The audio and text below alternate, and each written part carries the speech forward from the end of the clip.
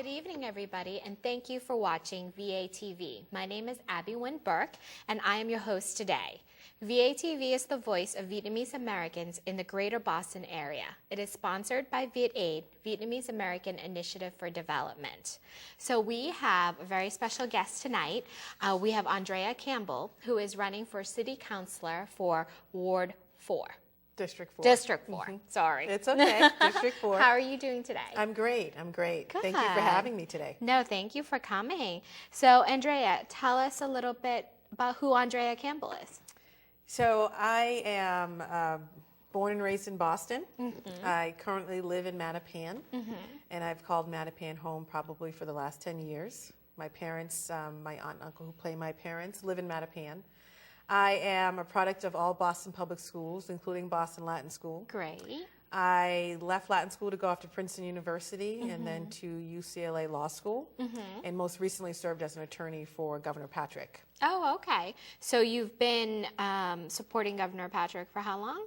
So I worked for him at the end of his administration, so there were 2 years left of the administration, and served as an attorney for him where I drafted legislation, reviewed legislation, worked with the education agencies, the Commission Against Discrimination, and the education agencies. And of course, it was an honor and privilege to serve Governor Patrick. Great, fantastic. So how would a Bostonian see you apart from other candidates? So I think a few ways. So I'm challenging, I guess to give a little context. So District 4 obviously covers Dorchester, Mattapan, a little bit of Jamaica Plain and Rosendale. I'm challenging Councilor Yancey, who has been in the council for about 32 years, and another gentleman named Terrence Williams. There was a fourth candidate, but he's dropped out. Oh, okay. And I think I'm different from them in a few different ways. Obviously, I'm a woman, but I'm a lawyer. I am a strategic planner. I've done some strategic planning work, and so I bring that lens to the council. We recently put out a District 4 plan to talk about what I envision doing in that office, and I think what sets me apart from the other candidates is I do have a plan, I have a vision, and I want residents to hold me accountable when I get there. We're running a very grassroots campaign. I think that's different. So we're getting out on the doors every single day. Great. Earlier today, I was outdoor knocking. I was not wearing this. I was door knocking. And even those residents who do not speak English as a first language, I still door knock them. Great. Bringing literature or translation pieces for certain households, including Vietnamese households. Because my goal is to engage as many residents as possible before the election on September 8th, and to get them not just to meet me, but to get them mobilized and excited about what we can create in that district city council office. Sure, sure.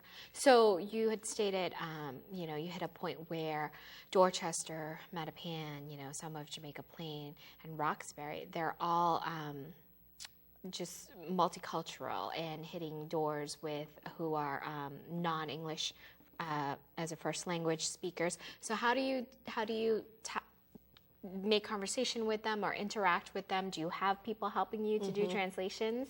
So it was extremely important to me that when I met residents at the doors, or if we go to different senior centers like Kit Clark, where we know there will be residents or potential residents who do not speak English as a first language, that one, we try to bring literature that's translated. So a lot of the literature that we've translated was either done by friends or people who heard about my candidacy, live in the district, and said, do you need help? And so immediately I said I could use help translating our literature pieces into Vietnamese, into Creole, French Creole, into Spanish, that kind of thing. And then if I can, bringing people with me who speak the language to door knock with me or to phone bank in that language. And so we have people who are helping us on all fronts. We always want to be culturally competent. So when I go to Kit Clark, for example, calling ahead and making sure there's someone there that speaks Vietnamese. But I also find that even if you don't speak the language, there's something about a smile that goes a long way. And something about energy. And so I always look to bring positive energy, a smile, and something that's upbeat. If someone takes the time to talk to me, I follow up with a handwritten note card to thank them. Wow. And I will include a Vietnamese translation of the literature, but I will still write it in English because I want them to have it personally from me and for them to really understand that I'm grateful for anyone who takes the time to say thank you to me or to talk to me at their doors. That's a lot of handwriting. Yes, it is. Yes, it is. So given the Dorchester and the Vietnamese community, downtown Dorchester, it's been a home for more than 15,000 Vietnamese American families and more than 200 Vietnamese-owned businesses. And you had hinted on being a strategic thinker. How will you, or what will you do as a counselor to make sure that Fuse Corner is a destination for culture and businesses to help improve the economy there? So, one, our campaign office is in Fields Corner. Oh, so fantastic. It is on the corner of Dorchester Ave and Park Street. Yep. So it's in the heart of that community. And that was actually, I think, a little bit intentional, this sense of typically when you think District 4, you think District 4, you think Mattapan, and then, of course, you think Councilor Yancey. And our goal was to be more inclusive, to have residents understand that the district was bigger than that, and to make them feel a part of the community. So we found a really nice spot in Fields Corner, and it's been a great destination or sort of location. People come in and it's an open space. So you come in any time, we're always there, or someone is always in that office. And in that area in particular, I would love to see, and not just in Fields Corner, but Mattapan as well, Mattapan Square. Right. I would love to see stakeholders come together, whether it's me as a district city councilor, small business owners, residents, nonprofits, those in the community to actually develop a collective vision and plan around what we want to see in a particular area. And to start with what I like to call a bottom-up approach versus a top-down approach, actually taking residents' ideas and using them. So if we have a vacant space in a particular community, asking residents, what would you like to see there? And then how do we go about developing that? How do we increase the number of resources outside of the City of Boston's budget to bring into our community? But I would like to actually start with a plan and see it written down, see it on paper. And I think there's many ways that we could do that as a district city councilor, being the sort of that convener to make that happen. Sure. And I guess to the knowledge that I have, city councilors are kind of the check and balance is what the mayor is doing and some of his initiatives. So have you had any discussions with the mayor or had maybe some game plans, or how is actually your relationship with the mayor? So the mayor knows me from my work in the State House. Obviously, at one point, he was in the State House. But I have not sat down with him in relation to this district city council race. I have sat down with other electeds and other district and at-large councilors to ask for advice. I'm a first-time candidate, and so I think just with anything where I reinvent the wheel, I started asking people who had run before, what was it like? What would you do differently? That kind of thing. And so I have not had a formal sit down with the mayor, but I know he's probably heard about me by now. And so we are looking to just focus on running a grassroots campaign. We take advice from anyone who will give it, and constructive advice. And we look to always look at we reevaluate our plan and we find out what could we be doing better to reach more voters. And so my goal is always to reach more voters, but also to have just a strategy that really takes in consideration what we hear from voters in using them. Whether I would encourage the mayor or other city councilors is to use what residents have in terms of solutions. They're not just a part of the problem. They have solutions. And so we should use those and make those a part of our plans. Good. So you said you're a first-time runner. Yes. So how did it happen? How did you wake up one day and was like, I'm Andrea and I'm going to run? No. No. I left Governor Patrick's administration and I turned to prayer. So I prayed about what is my God-given purpose? What is my assignment? And I felt like this run for District City Council was what I heard in response. And one example that I often use to say, when people say, well, what does that mean? My older brother got out of prison after serving 10 years last summer. And he was out for a week. He ended up in the emergency room because he was dehydrated because he was running around trying to get everything he was entitled to rebuild his foundation. And he says to me, sis, what are you doing now? Why don't you run for office? And I could have fallen out of my chair because I thought, who have you been talking to? It's not that, I don't think they encourage being civically engaged when you're incarcerated. So that was one of the catalysts for me to say, maybe this is what I'm called to do next. But I did it and ultimately mustered up the courage to do it after thinking about the loss of my twin brother. And my twin brother, his name was Andre. It was Andre and Andrea. We both were obviously born and raised in Boston. He cycles in and out of the criminal justice system, passes away while in the custody of the Department of Correction. And I said, how do two twins born and raised in this city have such different life outcomes? He was 29 years old when he passed away. And when you start to look back, and that's what I did, I looked back and realized that I got a lot more things than he did growing up in this city. I went to better schools than he did. I got better jobs, better summer jobs. I had mentors. I had a lot of things. And so for me, this run at the beginning, and always has been, how do we ensure that families in this district get more out of the city of Boston and more out of the greater Boston area, the city as a whole, to meet the needs of residents. But how do we make sure that we bring in more resources into this community so that families and youth have what I had growing up in this city? Sure. I'm sorry to hear about your brother. But definitely I see the passion in you. So you said you went to Princeton and then UCLA with a law background. What other backgrounds will you be able to bring out, other experiences on your resume that can help? So I left UCLA Law School and I actually came back to Roxbury. And so I was doing education cases. That's how I started my career, working with kids. And so my youngest client was 6, my oldest was 22. And they were all different ethnicities, all different, obviously, ages. And what was great about that work is it was a free legal service. So the families had to fall below the poverty line. Most of them lived in Dorchester, Mattapan, and Roxbury. And most of the families had, a lot of things they were struggling with, not just the education cases that we were working on. So sometimes I was wearing my legal hat, advocating for those kids to get the services they needed, if they were special needs kids, if they were English language learners, and making sure they were getting services they were entitled to. But also sometimes I felt like I was a social worker, or a mentor or a confidant. And our kids are dealing with a lot of different things. I love working with kids. I always have. And so I think I bring an advocacy skills, a legal mindset, strategic planning, social work, a little bit of that, I guess, as a background to this work. And my goal is to mobilize more kids and young people to be involved in this process. And I worked with them doing a lot of this work. And obviously I've worked with Governor Patrick. I worked at the Metropolitan Area Planning Council as their general counsel, and that is a regional planning agency that covers 101 cities and towns, including the city of Boston, looking at transportation and bimodal options for transportation, green spaces, regionalization, so different things to actually have cities or municipalities, towns and cities come together to say, how can we do X, Y, and Z, but save resources and work more together to have a collective impact. So that idea in District 4 of bringing more people together to do the work, to have more of a powerful impact, I think comes from that work. Wow, that's fantastic. So when you were hitting on helping our younger generation, so Boston Public School, they have students that speak 80 different languages, and a third are ELL students, so English language learners, but they're still struggling for a fair education, struggling sometimes to get to school because of the busing.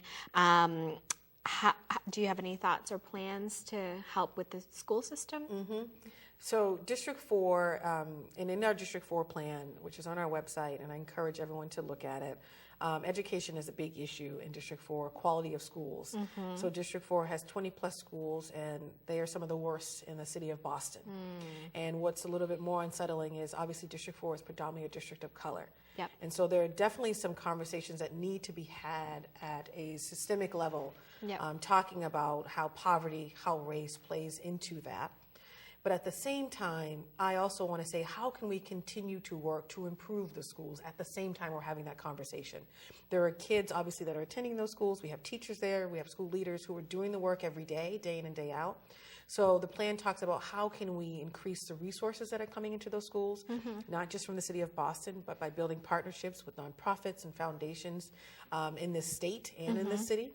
How can we convene school leaders? I think as a district city councilor, I can convene school leaders, teachers, and parents so that we're on the same page, not just about the status or state of affairs of our school systems or our public schools in District 4, but really looking at what is our plan to make them better, bridging a relationship between those school leaders, those parents in District 4 and the central office downtown.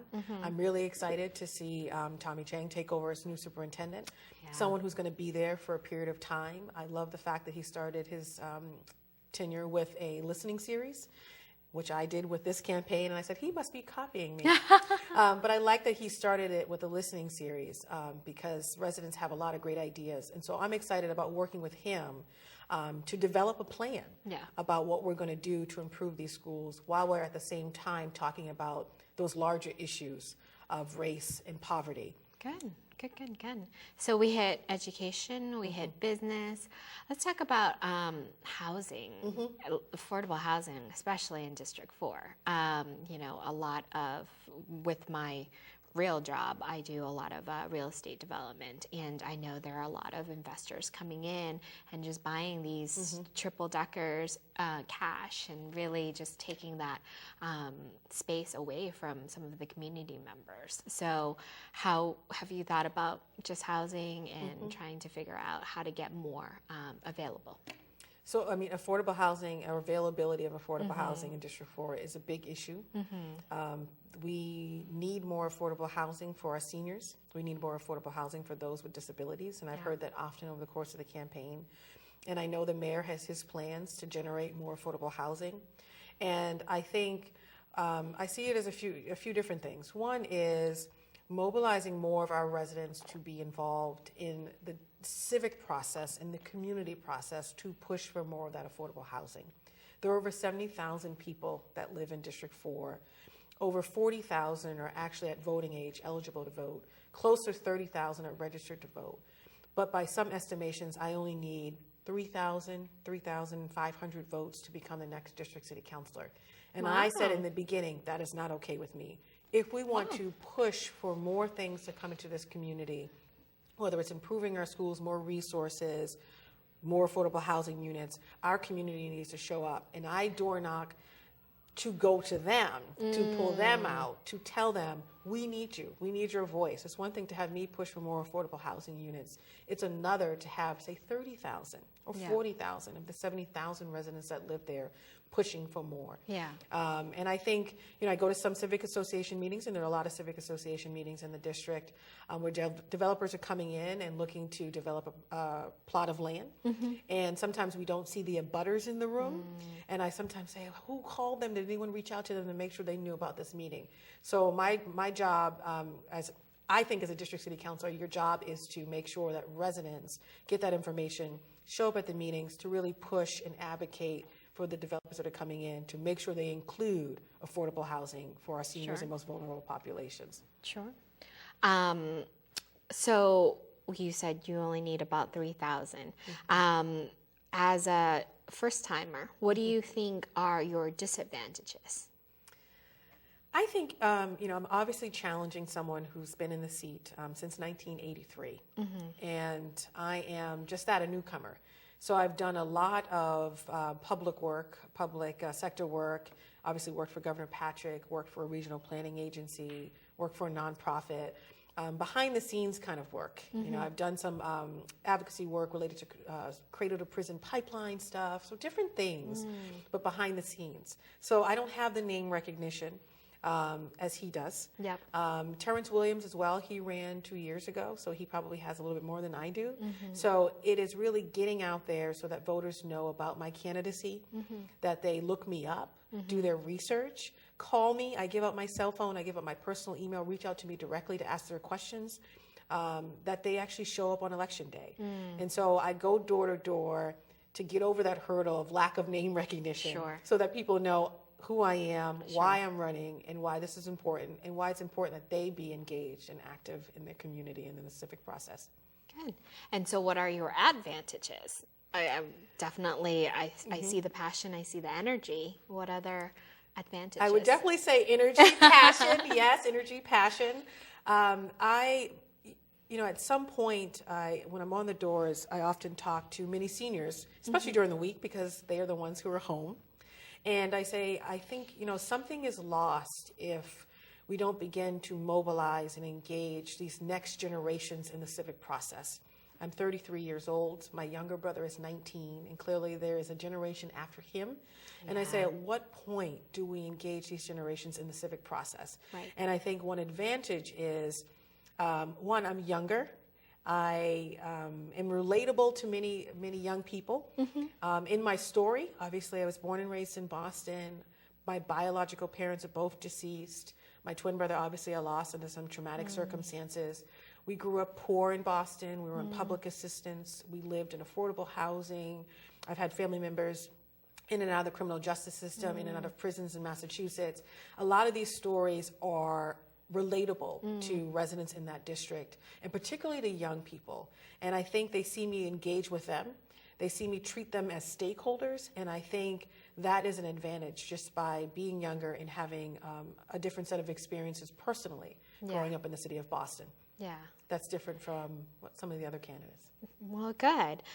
So we hit, the education, the affordable housing, and the business. But what are your top priorities, or is it those three, or are we missing anything else? I would say, one is more accessible constituent services. And what I mean by that is actually being, as a district city councilor, accessible to residents.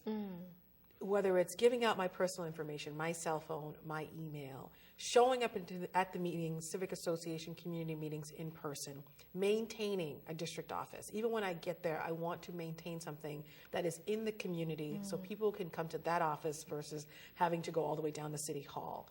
Delivering information, delivering it when I learn as a city councilor, you learn right away. Sure. Making sure that abutters know what's happening in their respective neighborhoods related to development of vacant lots and that kind of thing. Sure. So just being more accessible and being more accountable. I wrote out the District 4 plan because I wanted residents to be able to look at it and also to hold me accountable when I get there. So they could say, Andrea, you said you were going to do this. You said you were going to do coffee hours. You said you're going to do town hall meetings. Where are you with those things? Education, obviously improving the quality of schools in District 4, bringing in more resources, and just bringing in more resources, and then public safety. Right. So looking at just bringing more people together to have a more of a collective impact in response to that. Sure. Well, we're just wrapping up, so thank you, Andrea. Thank you for having me. Coming and being so truthful and honest.